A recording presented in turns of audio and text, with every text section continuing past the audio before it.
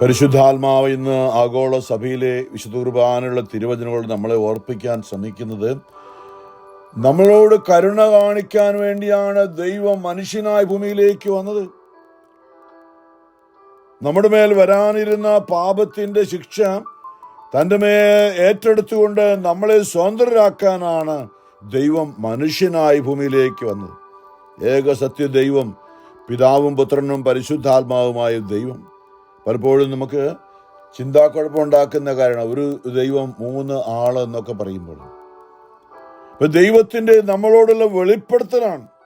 Manifestation of God in 3 different dimension എന്ന് വേണേൽ പറയാം, മനസ്സിലാക്കാൻ വേണ്ടിയിട്ട്. ഒന്നാണ് പിതാവും പുത്രനും പരിശുദ്ധാത്മാവും ഒന്നാണ്, പക്ഷെ വ്യത്യസ്തമായ രീതിയിൽ നമ്മോടുള്ള സ്നേഹത്തെ പ്രതിയാണ്. മനുഷ്യന് വേണ്ടി മാത്രമാണ്. ദൈവം ഏകനാണ്. യാക്കോബിൽ പറയുന്നുണ്ട്, ദൈവം ഏകനാണ്. പിശാചിനും അറിയാം, നമുക്കതറിയാം. പക്ഷെ ദൈവത്തിന്റെ സ്നേഹം നമ്മോട് വെളിപ്പെടുത്തുന്ന ദൈവത്തിന്റെ രീതിയാണ് പിതാവായ, അല്ലെ? സങ്കീർത്തനം 103 ഇങ്ങനെ പറയുന്നുണ്ട്, 13, പിതാവിന് മക്കളോടെന്ന പോലെ കർത്താവിന് തന്റെ ഭക്തരോട് അലിവ് തോന്നുന്നു. എന്തിൽ നിന്നാണ് നമ്മെ മെനഞ്ഞെടുത്തതെന്ന് അവിടുന്ന് അറിയുന്നു. നാം വെറും ധൂളിയാണെന്ന് അവിടുന്ന് ഓർമ്മിക്കുന്നു. ഏദൻ തോട്ടത്തിൽ ആദ്യത്തെ കളിമണ്ണുകൊണ്ട് മെനഞ്ഞെടുത്ത ഓർമ്മയുണ്ട് നമ്മൾ ആരാണെന്ന്.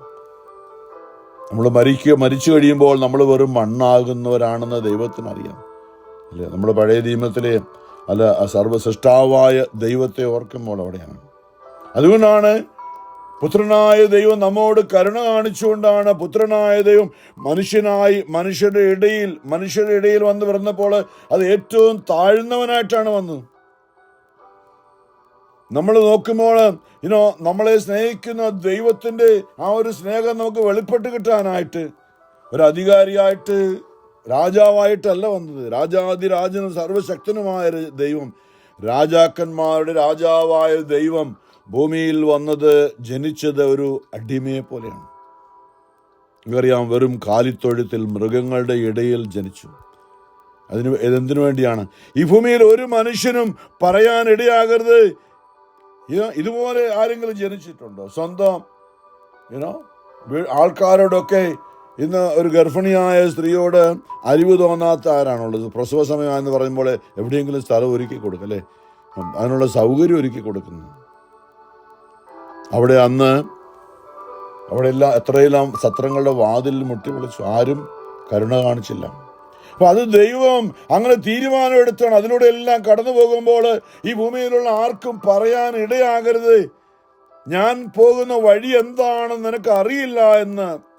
പലപ്പോഴും നമ്മൾ ചിന്തിച്ചാണ്, പഴയ നിയമത്തിൽ ജോബിന്റെ പുസ്തകത്തിൽ 9-ാമത്തെ അധ്യായം 33 ജോബിന്റെ അവസ്ഥയിൽ നിന്ന് ദൈവത്തോട് വാദിക്കുന്നു, ദൈവമേ, അവിടുന്ന് ദൈവമാണ്, ഞാൻ വെറും മനുഷ്യനാണ്, എൻ്റെ കാര്യങ്ങൾ അങ്ങയോട് പറഞ്ഞാൽ അങ്ങേക്ക് മനസ്സിലാകില്ല, അങ്ങ് പറയുന്നതാകട്ടെ എനിക്കും മനസ്സിലാകണം, അവിടുന്ന് ദൈവമാണ്, ഞാൻ വെറും മനുഷ്യനാണ്. അവിടെ ജോബ് പറഞ്ഞൊരു വചനമുണ്ട്, എനിക്കും നിനക്കും ഇടയിൽ, നമുക്ക് ഇരുവർക്ക് ഇടയിൽ ഒരു മധ്യസ്ഥനില്ലല്ലോ. എൻ്റെ മനസ്സറിയാനും അല്ലെങ്കിൽ നിന്റെ മനസ്സ് മനസ്സിലാക്കാൻ രണ്ടും കൂടെ ഒന്നിച്ചുള്ള ഒരു മധ്യസ്ഥനില്ലെന്നോ. അത് തന്നെയാണ് യേശു ക്രിസ്തു. അവൻ പൂർണ്ണ ദൈവവും പൂർണ്ണ മനുഷ്യനുമാണ്. എബ്രായ ലേഖനത്തിൽ പലപ്പോഴും നമ്മൾ ചിന്തിച്ച ഒരു കാര്യമുണ്ട്. അവിടെ നമുക്ക് ഈ ഭൂമിയിൽ നമ്മൾ കടന്നു പോകുന്ന കാര്യങ്ങളെക്കുറിച്ച് അറിയാൻ കഴിയാത്ത ഒരു പുരോഹിതനല്ല, ഒരു പ്രധാന പുരോഹിതനല്ല നമുക്കുള്ളത്. പിന്നെയോ എബ്രായർ 4:14 സ്വർഗത്തിലേക്ക് കടന്നുപോയ ശ്രേഷ്ഠനായ ഒരു പ്രധാന പുരോഹിതൻ ദൈവപുത്രനായ യേശു നമുക്ക് ഉള്ളത് കൊണ്ട് നമ്മുടെ വിശ്വാസത്തെ നമുക്ക് മുറുകെ പിടിക്കാം. എന്തുകൊണ്ടാ? നമ്മുടെ ബലഹീനതകളിൽ, നമ്മുടെ വീഴ്ചകളിൽ, നമ്മൾ ചെയ്തു പോയ പാപങ്ങളിൽ, കഴിഞ്ഞ കാലങ്ങളിൽ സാത്താൻ നമ്മളെ പരീക്ഷിച്ചുകൊണ്ട് നമ്മളെ കൊണ്ട് ചെയ്യിച്ച പാപങ്ങളിൽ വീണുപോയ, അതിൽ നമുക്ക് ഉള്ളിൽ ദുഃഖമുണ്ടെങ്കിൽ, കുറ്റബോധമുണ്ടെങ്കിൽ, ഭയമുണ്ടെങ്കിൽ, എൻ്റെ കാര്യം എന്തായി തീരും, ഇത്രയൊക്കെ പാപം ചെയ്താൽ എനിക്ക് നിത്യത കിട്ടുമോ, സ്വർഗം കിട്ടുമോ എന്നുള്ള ചിന്ത ഉള്ളിലുണ്ടെങ്കിൽ, അതാണ് നമ്മുടെ ബലഹീനതകളിൽ നമ്മോടൊത്ത് കൂടെ ഇരുന്ന് നാം പാപികളായിരിക്കും നമ്മുടെ കൂടെ ഇരിക്കുന്നവൻ. നമ്മൾ യേശുവിൽ കാണുന്നുണ്ട്, ചുങ്കക്കാരിൽ പ്രധാനിയായിരുന്ന സക്കേവൂസിന്റെ വീട്ടിലേക്ക് യേശു പോയി അവന്റെ കൂടെ ഇരുന്ന് ഭക്ഷണം കഴിച്ചു. ചുങ്കക്കാരനായ പാപികളുടെയും കൂട്ടുകാരനായിരുന്ന മത്തായിയെ വിളിച്ചു, കൂടെ ഇരുത്തി. വിശുദ്ധ മത്തായിയുടെ സുവിശേഷം എന്നൊക്കെ നമ്മൾ പറയുമ്പോൾ യേശു കൂടെ ഇരുന്നത് കൊണ്ടാണ് അങ്ങനൊരു മാറ്റം ഉണ്ടായത്. അപ്പോൾ നമ്മുടെ ബലഹീനതകൾ നമ്മോടൊത്ത് സഹതപിക്കുക എന്ന് പറയുമ്പോൾ നമ്മളുടെ ദുഃഖത്തിൽ നമ്മളോടൊത്ത് ദുഃഖിക്കാനും നമ്മളോടൊത്ത് കരയാനും കഴിയുന്ന, അല്ലെ അങ്ങനെ ചെയ്യുന്ന ഒരു കർത്താവാണെന്ന്. ഞാൻ നിന്നെ ഒരു വിധത്തിലും, എബ്രായർ 13:5 പറയുന്നുണ്ട്, ഞാൻ നിന്നെ ഒരു വിധത്തിലും അവഗണിക്കുകയോ ഉപേക്ഷിക്കുകയോ ഇല്ല. ഇത് യേശു ക്രിസ്തുവിനല്ലാതെ വേറെ ഒരു ദൈവത്തിനോ ദൈവങ്ങൾക്കോ ദേവതമാർക്കോ ആർക്കും പറയാൻ കഴിയില്ല. കാരണം അവൻ മനുഷ്യനായി, ഞാൻ പറയും ദൈവം മനുഷ്യനായി നമ്മുടെ പാപങ്ങൾ നമുക്ക് ചെയ്യാൻ പറ്റാതിരുന്നത്, നമുക്കൊരിക്കലും വിശുദ്ധിയിലാകാൻ പറ്റാതിരുന്നത്, അവൻ പരിശുദ്ധനായി ഭൂമിയിൽ വന്ന 31 മനുഷ്യ ശരീരത്തിൽ ജീവിച്ചുകൊണ്ട് 31 വർഷം മനുഷ്യ കുഞ്ഞായി ബേത്ലഹേമിൽ ജനിച്ചിട്ട് ഒരു അമ്മയുടെ മകനായി വളർത്തപ്പനായി യോസേപ്പിന്റെ കൂടെ വ്യാശാരിപ്പണി ചെയ്ത് വളർന്നിട്ട് നാട്ടുകാരും വീട്ടുകാരൊക്കെ കുറ്റം പറയുമ്പോൾ പോലും അതിനിടയിലും ആരോടും വെറുപ്പില്ലാതെ ഊനമില്ലാത്ത ഒരു കുഞ്ഞാടിനെ പോലെ 33 വർഷം തൻ്റെ വിശുദ്ധി കാത്തു പരിപാലിച്ചുകൊണ്ട്, എന്തിനാ, എനിക്ക് വേണ്ടി, നിങ്ങൾക്ക് വേണ്ടി, നമ്മുടെ മക്കളെ ഓർത്ത്, നമ്മളെ ഓർത്ത്, നമ്മുടെ മരിച്ചുപോയോർത്ത്, നമുക്ക് ഒരിക്കലും നിത്യത നഷ്ടപ്പെടാതിരിക്കാൻ വേണ്ടി നമുക്ക് വേണ്ടി പഴയ നിയമത്തിൽ ഊനമില്ലാത്ത 1 വയസ്സ് താഴെയുള്ള ഒരു കുഞ്ഞാടിനെ കൊണ്ടുവന്ന് പാപപരിഹാര ബലി അർപ്പിക്കണമെന്ന മോശയിലൂടെ ദൈവം കൊടുത്ത നിയമത്തിന്റെ യഥാർത്ഥ പൂർത്തീകരണം, ലോകത്തിന്റെ പാപങ്ങൾ നീക്കുന്ന ദൈവത്തിന്റെ കുഞ്ഞാടായ യേശുവാണതിന്റെ പൂർത്തീകരണം. യേശുവിലാണത് ബലിയെല്ലാം പൂർത്തിയായത്. അതുകൊണ്ടാണ് പറയുന്നത്, നമ്മളോടൊത്ത് സഹതപിക്കാൻ കഴിയാത്ത ഒരു പ്രധാന പുരോഹിതനല്ല നമുക്കുള്ളത്. പിന്നെയോ പണ്ട് കഠിനമായ, അല്ലേ, പാപത്തിന്റെ ശിക്ഷ എന്നൊക്കെ കഠിനമായിരുന്നു പണ്ട്. നമ്മളതിലേക്ക് ഞാൻ പോകുന്നില്ല. നമുക്കറിയാം, പലപ്പോഴും ചിന്തിച്ചാണ് കണ്ണിന് പകരം കൊല്ലുക, കൊന്നവനെ കൊല്ലുക, പാപം ചെയ്തവരെ കല്ലെറിഞ്ഞ് കൊല്ലുക, ഇങ്ങനെയൊക്കെ ആയിരുന്നു പണ്ട്. അതെല്ലാം മാറ്റിയിട്ടാണ്, ഇല്ലേ, തൻ്റെ അന്ന് കല്ലെറിഞ്ഞ് കൊല്ലപ്പെട്ടതിന് പകരം ദൈവം മനുഷ്യനായി നിന്നുകൊണ്ട് നമുക്ക് വേണ്ടി കല്ലേറേറ്റുവാങ്ങുന്നവനായി മാറി.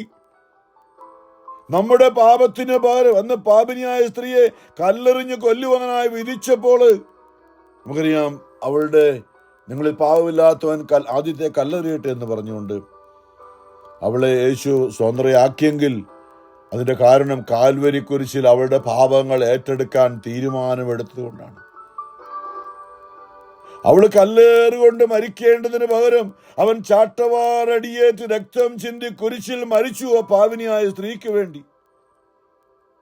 അല്ലെങ്കിൽ നമുക്ക് വേണ്ടി നമ്മളെന്താണോ നമ്മുടെ പാപങ്ങള്, അത് നമ്മുടെ മേൽ ശിക്ഷയായി വരാതിരിക്കാൻ 2000 വർഷം മുമ്പ് യുഗങ്ങളുടെ രാജാവായ ക്രിസ്തു, അവിടത്തേക്ക് സമയമെന്നൊന്നില്ല.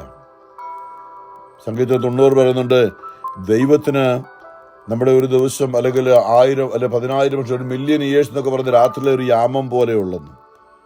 2000 വർഷം ഇന്നലെ പോലെയാണ് കർത്താവിന്. അപ്പൊ ഇന്നലകളിൽ ഇങ്ങനെ പറയണം, ഇന്നലെ 2000 വർഷം മുമ്പ് എൻ്റെ പാപത്തിന് വേണ്ടി അറിഞ്ഞുകൊണ്ട് എനിക്ക് പകരമായി കുരിശില് അടിയേറ്റുകൊണ്ട് മുറിവേറ്റ് എനിക്ക് പകരമായി എൻ്റെ പാപത്തിന് ശിക്ഷയായി കുരിശിൽ മരിച്ചവരെ എന്ന് പറയാനായിട്ട് നമുക്ക് സാധിക്കണം.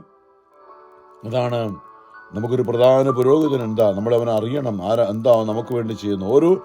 ഇത് യഹൂദനോ ക്രിസ്ത്യാനിക്ക് വേണ്ടിയില്ല, ലോകത്തിലുള്ള സകല ഏതു ജാതിയിൽപ്പെട്ടവനായാലും, പത്രോസിലെ പറഞ്ഞ അപ്പോസ്തല പ്രവർത്തനങ്ങളിൽ ഏതു ജാതിയിൽപ്പെട്ടവനായാലും ഇത് മനസ്സിലാക്കി കഴിഞ്ഞാൽ, അവനോട് ചേർന്ന് വന്നു കഴിഞ്ഞാൽ അവനിലൂടെ രക്ഷയുണ്ട് എന്ന്, നിത്യജീവൻ കിട്ടുമെന്ന്. ഒരിക്കലും പറയാണ്, നമ്മുടെ ബലഹീനതകളിൽ നമ്മോടൊത്ത് സഹതപിക്കാൻ കഴിയാത്ത ഒരു പ്രധാന പുരോഹിതനല്ല നമുക്കുള്ളത്. പിന്നെയോ ഒരിക്കലും പാപം ചെയ്തിട്ടില്ലെങ്കിലും എല്ലാ കാര്യങ്ങളിലും നമ്മെപ്പോലെ തന്നെ പരീക്ഷിക്കപ്പെട്ടവനാണ് അവൻ. നമ്മളെപ്പോലെ തന്നെ എല്ലാ പരീക്ഷണങ്ങളും ഉണ്ടായി, പാപം ചെയ്യാനായിട്ടുള്ള എല്ലാ പരീക്ഷണങ്ങളും ഉണ്ടായി. പക്ഷെ അവിടെയെല്ലാം പിടിച്ചു നിന്നു. എന്നെ ഓർത്ത്, നമ്മെ ഓർത്ത്, നിങ്ങളെ ഓർത്ത്, നിങ്ങളുടെ മക്കളെ ഓർത്ത് നമ്മളിന്ന് പാപം ചെയ്യാൻ സാധ്യതയുള്ളപ്പോൾ, പാപ സാഹചര്യങ്ങൾ ഉണ്ടാകുമ്പോൾ ഓർക്കണം, ഇതാ എനിക്ക് വേണ്ടി പാപം ചെയ്യാതെ വിശുദ്ധി കാത്തു പരിപാലിച്ചുകൊണ്ട് ജീവിച്ച ആ കർത്താവ് യേശുവാണ് എൻ്റെ മാതൃക. അവനാണ് എനിക്ക് വേണ്ടി മുമ്പിൽ പോയവൻ. അവനെയാണ് ഞാൻ അനുഗമിക്കുക. നമ്മൾ നമ്മുടെ മക്കൾക്ക് വേണ്ടി, വരും തലമുറകൾക്ക് വേണ്ടി വിശുദ്ധി കാത്തു പരിപാലിക്കണം. ഇത് വലിയൊരു മേഖലയാണ് പ്രിയമുള്ളവരെ. അവൻ പരീക്ഷിക്കപ്പെട്ട എല്ലാ കാര്യങ്ങളിലും ഒരു കൊച്ചു കുഞ്ഞായിട്ട് വളർന്ന്, അല്ലേ, ഓരോ പ്രായത്തിലും വളർന്നു വന്നപ്പോൾ ആ ഒരു ചെറുപ്പക്കാരനുണ്ടാകുന്ന എല്ലാ പ്രലോഭനങ്ങളും യേശുവിനും ഉണ്ടായി. പക്ഷെ അവൻ ഒരിക്കലും പാപം ചെയ്തില്ല. കാരണം അവൻ വിശുദ്ധി നിന്നുകൊണ്ട് നമുക്ക് വേണ്ടി പരിഹാരമായി ഊനമില്ലാത്ത കുഞ്ഞാടിനെ പോലെ നിൽക്കാൻ അതിനുള്ള കൃപ ദൈവം അവന് കൊടുത്തിരുന്നു. അതിനാൽ അങ്ങനെ ആയതുകൊണ്ട് വേണ്ട സമയത്ത് കരുണയും കൃപാവരവും ലഭിക്കുന്നതിനായി നമുക്ക് പ്രതീക്ഷയോടെ വിശ്വാസത്തോടെ കൃപാവരത്തിന്റെ സിംഹാസനത്തെ സമീപിക്കാം. കാരണം ദൈവസന്നിധിയിലേക്ക് നമുക്ക് വിധിയാളന അല്ലെങ്കിൽ നമ്മളെ നിത്യവിധിക്ക് അർഹനാക്കാൻ സാധിക്കുള്ള ദൈവത്തിന്റെ മുമ്പിലേക്ക് യേശു ക്രിസ്തു നമുക്ക് വേണ്ടി വെളിപാട് 5 പറയുന്നില്ലേ, നമുക്ക് വേണ്ടി ദൈവസിംഹാസനത്തിന്റെ വലത്തുഭാഗത്ത് നമ്മുടെ ഈ പാപങ്ങൾക്കൊക്കെ പരിഹാരം ചെയ്യില്ല. നമ്മുടെ പാപങ്ങൾ ഒരു ചുരുൾ അവിടെ കണ്ടു വെളിപാട് 5 അതിലെഴുതിയിരുന്ന പാപത്തിന്റെ ശിക്ഷ. അത് നോക്കാൻ ഭയമായിരുന്നു എല്ലാവർക്കും. ആ ചുരുൾ നിവർത്താൻ ആർക്കും കഴിയാതിരുന്നപ്പോൾ യോഹന്നാൻ പറയാണ്, ഞാൻ കരഞ്ഞു. അപ്പോൾ ഒരു ശ്രേഷ്ഠനോട് പറഞ്ഞു, നീ കരയാതിരിക്കുക, യൂദാവംശത്തിൽ നിന്നും ഇതാ ദൈവപുത്രനായ യേശു ക്രിസ്തു നമുക്കുള്ളതിനാൽ നീ കരയേണ്ട. നോക്കിയപ്പോൾ ഞാൻ അവിടെ കണ്ടു, മനുഷ്യപുത്രനെ പോലുള്ള ഒരുവൻ, അവൻ കൊല്ലപ്പെട്ട, അല്ലെങ്കിൽ അവന്റെ ശരീരം മുഴുവൻ മുറിവാണ്, തല മുതൽ പാദം വരെ മുറിവ്, രക്തമൊലിക്കുന്ന കുഞ്ഞാട് പീലാത്തോസിന് മുമ്പിൽ നിന്ന തലയിൽ മുൾമുടി അണിഞ്ഞുകൊണ്ട് ശരീരം മുഴുവൻ അടിയേറ്റ് മുറിവേറ്റ് കണ്ടാലും ഇത് മനുഷ്യന്റെ രൂപമാണോ എന്ന് പീലാത്തോസ് പോലും ചോദിച്ച അവൻ ഇന്ന് അതുപോലെ തന്നെ ദൈവസിംഹാസനത്തിന്റെ വലത്തുഭാഗത്ത് ഈ ഭൂമിയിൽ തിരുസഭ സ്ഥാപിച്ചിട്ട് അതിന്റെ തിരുസഭയുടെ മൂല്യം എന്ന് ഞാൻ പറയും, പിതാവിന്റെ വലത്തുഭാഗത്ത് യേശു ഇപ്പോഴും നിൽക്കുകയാണ്. അവന്റെ 2ാമത്തെ വരവിൽ വാനമേഘങ്ങളിൽ നമുക്ക് കാണപ്പെടുന്നവനാ അധികാരത്തോടെ എഴുന്നള്ളി വരുന്നത് വരെയും ഈ ഭൂമിയിൽ തിരുസഭ ഉള്ളത് കൊണ്ട് തിരുസഭയിലൂടെ നടക്കുന്ന കുമ്പസാരക്കൂട്ടിലേക്ക് നാം പോകേണ്ടത് അതിനുവേണ്ടിയാണ്. പലരും ചോദിക്കും, അച്ഛനോട് പാപങ്ങൾ ഏറ്റുപറഞ്ഞാൽ പരിഹാരം കിട്ടുമെന്ന്. പ്രിയമുള്ളവരെ, യേശു ക്രിസ്തു സ്ഥാപിച്ചതാണ് കൂദാശ, കുമ്പസാരം. യോഹന്നാൻ 20:20 പരിശുദ്ധാത്മാവിനെ സ്വീകരിക്കുക എന്നിട്ട് പറഞ്ഞു, നിങ്ങൾ ഭൂമിയിൽ ആരുടെ പാപങ്ങൾ ക്ഷമിക്കുന്നു അവ സ്വർഗത്തിലും ക്ഷമിക്കപ്പെട്ടിരിക്കും. നിങ്ങൾ ഭൂമിയിൽ ആരുടെ പാപങ്ങൾ ബന്ധിക്കുന്നു സ്വർഗത്തിലും അത് ബന്ധിക്കപ്പെട്ടിരിക്കും എന്ന് പറഞ്ഞുകൊണ്ട് കുമ്പസാരിക്കാൻ, പാപങ്ങൾ മോചിക്കുവാൻ സഭയ്ക്ക് അധികാരം യേശു നൽകിയതാണ്. യേശു തന്നെ സ്ഥാപിച്ചതാണ് കുമ്പസാരം എന്ന കൂദാശയെ കുറിച്ച് പറയുമ്പോൾ നമ്മളിപ്പോൾ അറിയാം, ഓരോ കൂദാശയും യേശു സ്ഥാപിച്ചതാണ്. അദൃശ്യമായ വരപ്രസാദം ദൃശ്യമായ അടയാളങ്ങളിലൂടെ നമുക്ക് യേശുവിനെ കാണാൻ പറ്റാത്തത് കൊണ്ട് അവൻ ദൃശ്യമായ അടയാളങ്ങളൊരു വൈദികൻ കുമ്പസാരക്കൂട്ടി ഇരിക്കുമ്പോൾ യേശുവിനെ പ്രതികരിക്കാതെ കഴുത്തിലടിക്കുന്ന ഉറാരം അത് യേശുവിനെ പ്രതികരിക്കുകയാണ്. ബലിയർപ്പണ വേദി നിൽക്കുന്ന പുരോഹിതന്റെ സ്ഥാനവസ്ത്രം അത് യേശുവിനെ പ്രതികരിക്കുകയാണ്. അറിയണം പ്രിയമുള്ളവരെ, അദൃശ്യനായി അവൻ സന്നിഹിതനാണ്. അവന്റെ കൃപ നമുക്ക് ലഭിക്കുന്നുണ്ട് അതിലൂടെ. അത് യേശു തന്നെ സ്ഥാപിച്ചതാണ് ഓരോ കൂദാശയും. അതെ, നമ്മളിത് അറിയണം. ആ കർത്താവ് ഇന്നും നമുക്ക് വേണ്ടി ദൈവസിംഹാസനത്തിന്റെ വലത്തുഭാഗത്തെ കരുണയ്ക്ക് വേണ്ടി നമ്മൾ ഈ കരുണയുടെ പ്രാർത്ഥനയിൽ ഇതാണ്, അല്ലേ, നിത്യപിതാവേ, അത് പറഞ്ഞു, അവിടുത്തെ പുത്രൻ, അവിടെ അങ്ങയുടെ മുമ്പിൽ നിൽക്കുന്ന യേശുവിന്റെ ശരീരവും രക്തവും ഞങ്ങളുടെ പാപത്തിന് പരിഹാര ബലിയായി ഞങ്ങൾ ഏറ്റുപറഞ്ഞ് വിശ്വസിക്കുന്നു. അതെ, അവൻ ഞങ്ങൾക്ക് വേണ്ടി ഏറ്റ അടികളും ഞങ്ങൾക്ക് വേണ്ടി സഹിച്ച വേദനകളും ഞങ്ങൾക്ക് വേണ്ടി ചിന്തിയ രക്തവുമായി അങ്ങയുടെ മുമ്പിൽ നിൽക്കുന്ന അങ്ങയുടെ പുത്രനായ ഞങ്ങളുടെ രക്ഷകനായ യേശുവിന്റെ ആ മുറിവേറ്റ ശരീരവും രക്തവും അങ്ങയുടെ മുമ്പിലേക്ക് ഇപ്പോൾ ഞങ്ങൾ ഏറ്റുപറഞ്ഞ് സമർപ്പിക്കുകയാണ്. അവന്റെ മുറിവിനാൽ യേശയ്യായുടെ പ്രവചനം അവിടെ നിറവേറുകയാണ്. യേശയ്യ 53 അവന്റെ അടിപ്പിണരാൽ നമുക്ക് സൗഖ്യം, അവന്റെ മേലുള്ള ശിക്ഷ നമുക്ക് രക്ഷ നൽകിയെന്ന് യേശുവിനെ കുറിച്ചുള്ള യേശയ്യായുടെ പ്രവചനം നിറവേറിക്കൊണ്ട് ഭൂമിയിൽ അത് സാധ്യമാക്കൊണ്ട് ഇന്നും ദൈവസന്നിധി നിൽക്കുന്ന അത് ഞങ്ങൾ വിശ്വസിക്കുന്ന കർത്താവേ, ഇതാ നമ്മുടെ വിശ്വാസം, നമ്മുടെ പാപപരിഹാര ബലിയാണ്. അതെ, അവൻ നമ്മളോട് കരുണ എന്നാണ് പറയുന്നത്. അവൻ നമ്മളോട് നാം അവനിൽ ആശ്രയിക്കുന്നെങ്കിൽ നമ്മോട് കരുണ കാണിക്കുന്ന കർത്താവാണ്. അതെ, ഇന്ന് മീക്ക പ്രവാചകനിലൂടെ കർത്താവ് പഴയ നിയമത്തിൽ എഴുതിയൊരു വചനമാണ്. അതായത് മീക്ക 7 ഇങ്ങനെ പറയുകയാണ്, 14 കാർമലിലെ വനാന്തരത്തിൽ ഏകരായി കഴിയുന്നവരും എന്ന് പറയുമ്പോൾ പാപത്തിന്റെ ഫലമായി ഏദൻ തോട്ടത്തിൽ അന്ന് പാപം ചെയ്ത് ആദവും മരച്ചില്ലകളുടെ ഇടയിൽ ഒളിച്ചിരുന്നത് പോലെ ഇന്ന് പാപത്തിന്റെ ഫലമായി പാപത്തിൽ മുഴുകിക്കിടക്കുന്ന, പാപത്തിൽ ബന്ധിതരായി കിടക്കുന്നവര്, ദൈവത്തിൽ നിന്ന് ഓടി ഒളിച്ചിരിക്കുന്നവര്, അകന്നിരിക്കുന്നവര്, ഏകരായി കഴിയുന്നവരും അങ്ങയുടെ അവകാശമായ അജഗണത്തെ അങ്ങയുടെ ദണ്ടുകൊണ്ട് മേയ്ക്കണമേ. അല്ല, ഈശോ പറഞ്ഞില്ല, ഞാൻ തന്നെ എൻ്റെ ആടുകളെ മേയ്ക്കും, ഞാൻ തന്നെ എൻ്റെ ആടുകളെ മേയ്ക്കുമെന്ന്. മുൻകാലങ്ങളിൽ എന്ന പോലെ അവർ ബാഷാനിലും ഗിലെയാദിലും മേയട്ടെ. നീ ഈജിപ്തിൽ നിന്ന് പുറത്തു വന്ന നാളുകൾ എന്ന പോലെ അത്ഭുതകരമായ കാര്യങ്ങൾ ഞാൻ അവർക്ക് കാണിച്ചു കൊടുക്കും. വിശുദ്ധ കുർബാനയായി മാറിയ വലിയ അത്ഭുതം. പണ്ട് ചെങ്കടലിനെ വിഭജിച്ചുകൊണ്ട് ഇസ്രായേൽ മക്കളെ നടത്തിയ ദൈവം ഈ ഭൂമിയിൽ വന്നപ്പോൾ യേശു വെള്ളത്തിന്റെ മുകളിലൂടെ നടന്നു. അന്ന് അദൃശ്യനായി മോശ വടി ഉയർത്തിയപ്പോൾ ആ വെള്ളത്തിന്റെ മുകളിലൂടെ നടന്ന ആ വെള്ളത്തെ വിഭജിച്ചുകൊണ്ട് അവർക്ക് വഴിയൊരുക്കി യേശു കർത്താവ് ഈ ഭൂമിയിൽ വന്നപ്പോൾ അവൻ വെള്ളത്തെ വിഭജിക്കുകയല്ല, അവന് സ്വർഗത്തിന്റെ വാതിൽ നമുക്കായി തുറന്നു. ഞാൻ വാതിലാകുന്നു ഈശോ പറഞ്ഞു. വെള്ളത്തിന്റെ മുകളിലൂടെ നടന്നവൻ, അതെ, കൂദാശിയായി മാറിയവൻ, 5 അപ്പം കൊണ്ട് 5000 പേരെ തീറ്റിപ്പോറ്റിയവൻ, അപ്പം എടുത്തുകൊണ്ട് പറഞ്ഞു, ഇത് എൻ്റെ ശരീരമാകുന്നെന്ന് പറഞ്ഞപ്പോൾ ആയിക്കൊണ്ട് ഓരോ നിമിഷവും ആയിക്കൊണ്ട് ഈ ഭൂമിയിൽ അന്നത്തെ കാൽവരിയിലെ തന്റെ ശരീരം, ആ മനുഷ്യ ശരീരം ഭൂമിയിൽ നമ്മുടെ പരിഹാര ബലിയായി വന്ന ശരീരം ദുഃഖവെള്ളിയാഴ്ച കുരിശിൽ അർപ്പിക്കപ്പെടുമ്പോൾ അവന്റെ ജീവൻ വെടിയാൻ പോവുകയാണ്. പക്ഷേ അവൻ ഭൂമിയിൽ എന്നും നമ്മളുടെ കൂടെ ആ ആത്മീയ ശരീരം, നമ്മൾ കാണുന്ന ശരീരത്തിലല്ല, അതിന്റെ ആത്മീയ സാന്നിധ്യമായി ഭൂമിയിൽ ഉണ്ടായിരിക്കുമെന്ന്. അല്ലെ, ഞാൻ നിങ്ങളെ ഒരിക്കലും അനാഥരായി വിട്ടുകളയില്ല, ഞാൻ നിങ്ങളുടെ അടുത്തേക്ക് വരും എന്ന് യോഹന്നാൻ 14:18 മത്തായി 28:20 ലോക അവസാനം വരെ എന്ന് പറയുമ്പോൾ വാനമേഘങ്ങളിൽ അവൻ കാണപ്പെടുന്നവന് അധികാരത്തോടെ എഴുന്നള്ളി വരുന്നത് വരെയും ഈ ഭൂമിയിൽ അദൃശ്യനായി കൂദാശിയായി നമ്മോടൊത്ത് വിശുദ്ധ കുർബാനയായി ജീവിക്കുന്ന, മരിച്ചവൻ ഉയർത്തവനായ, എല്ലാ അധികാരമുള്ളവനായ കർത്താവായ ഈശോ മിശിഹ അവൻ ജീവിക്കുന്ന. പ്രിയമുള്ളവരെ, നമ്മൾ വിശ്വസിക്കണം. താൻ പറയാണ് മീക്ക 7:18 തന്റെ അവകാശത്തിന്റെ അവശേഷിച്ച ഭാഗത്തോട് അവരുടെ അപരാധങ്ങൾ പൊറുക്കുകയും അതിക്രമങ്ങൾ ക്ഷമിക്കുകയും ചെയ്യുന്ന അങ്ങയെപ്പോലെ ഒരു ദൈവം വേറെ ആരുണ്ട്? ഞാൻ പറഞ്ഞ ഈ ഭൂമിയിലോ സ്വർഗത്തിലോ ഭൂമിക്കടിയിലോ ഭൂമി ഒരിടത്തും ഇല്ല ഇതുപോലെ ഒരു ദൈവം.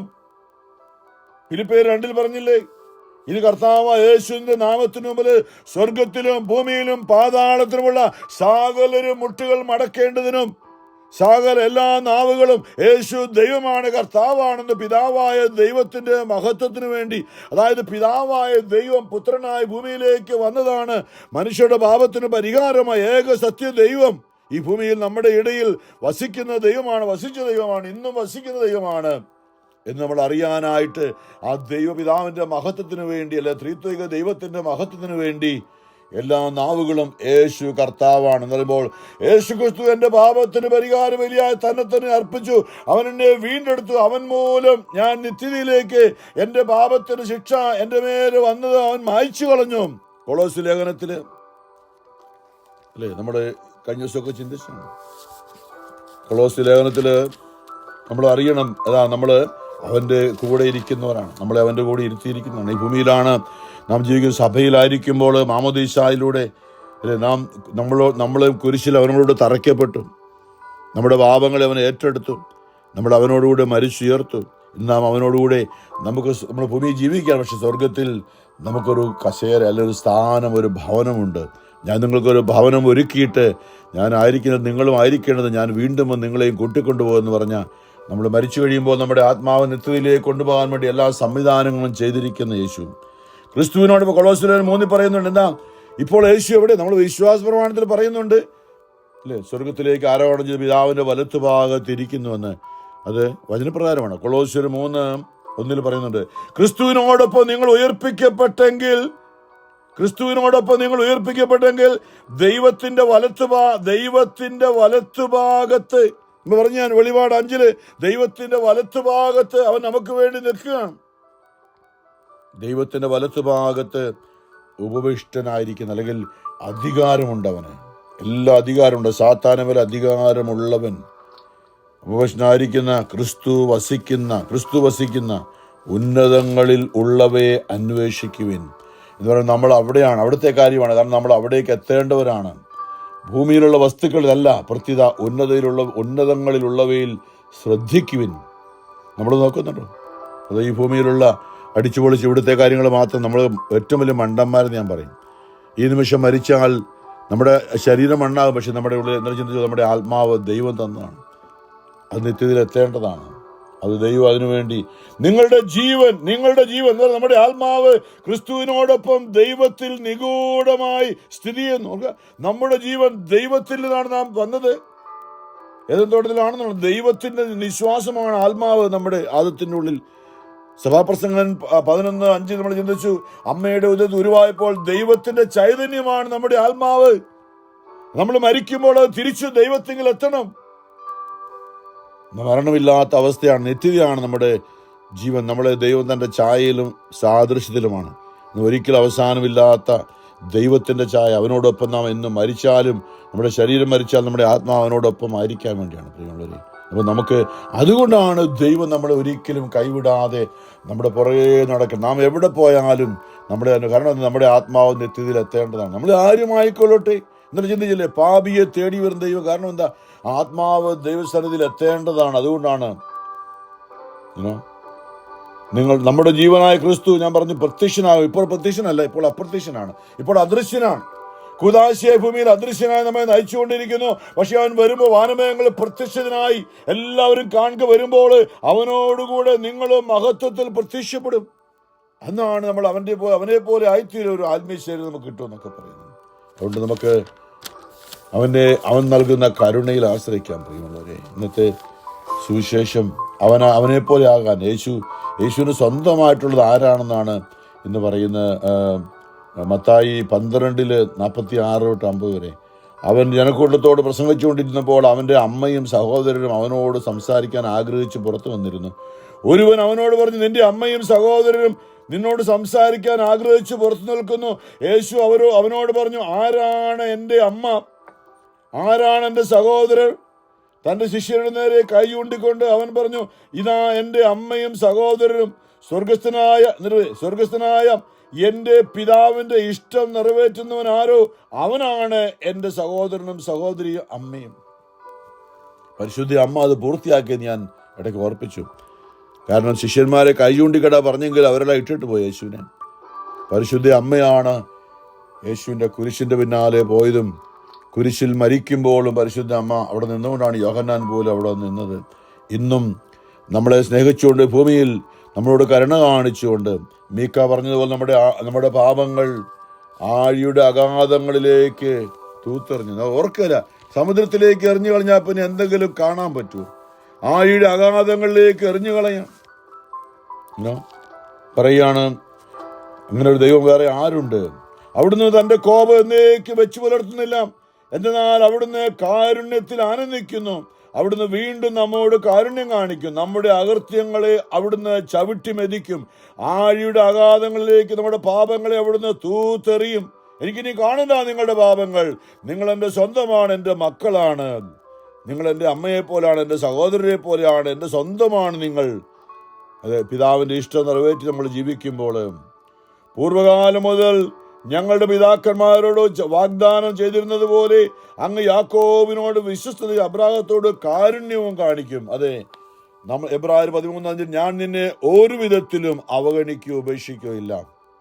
ഇന്നും നമ്മളോട് കാരുണ്യം കാണിച്ചുകൊണ്ട് ദിവ്യ കാരുണ്യമെന്ന വിശുദ്ധ കുർബാന ഇന്ന് ഭൂമിയിൽ നമ്മളെ സ്നേഹിച്ചുകൊണ്ട് നമ്മളോടൊപ്പം ആയിരിക്കാൻ വേണ്ടി ഇന്ന് കൂദാശിയായ അദൃശ്യനായ ഭൂമിയിൽ നമ്മുടെ കൂടെ ഇപ്പോൾ ഈ കൂട്ടായ്മയിൽ നമ്മളെ നയിക്കുന്ന, ആത്മാവായി നമ്മളെ നയിക്കുന്ന ഓരോ നിമിഷവും വിശുദ്ധ കുർബാനയ്ക്ക് വേണ്ടി അണയുമ്പോൾ നമുക്ക് വേണ്ടി ബലിയർപ്പിക്കാൻ പുരോഹിതന്റെ വേഷം അണിഞ്ഞുകൊണ്ട് വരുന്ന ഈശോ, കുമ്പസാരക്കൂട്ടി നമ്മുടെ പാപങ്ങളെ മായ്ച്ചു കളയാൻ കുമ്പസാരക്കൂടി ഉറാറ കഴുത്തിലിട്ടുണ്ട് പുരോഹിതന്റെ രൂപത്തിൽ വരുന്ന ഈശോ. അതേ പരിശുദ്ധ പരമ ദിവ്യകാരുണ്യനാഥനായ ഈശോയ്ക്ക് എന്നേരവും ആരാധനയും സ്തുതിയും പുകഴ്ചയും ഉണ്ടായിരിക്കട്ടെ.